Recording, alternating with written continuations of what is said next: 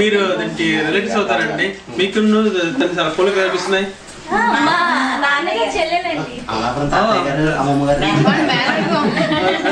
చాలా పోలికలు కనిపిస్తున్నాయి.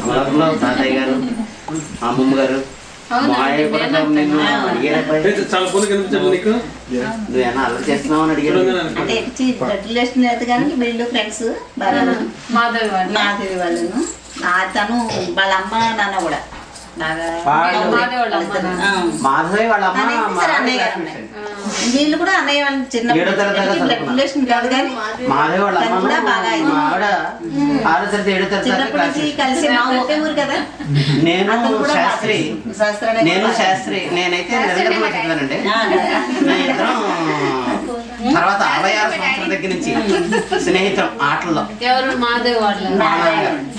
మహాదేవ్ శాస్త్రి నా ఒకే ఊరు అనమాట. రకరకాల అల్లర్లు కబడ్డీలోనూ లేకపోతే ఏ రకాల ఆటలు అయితే ఆ రకాల ఆటల్లో స్నేహితులు.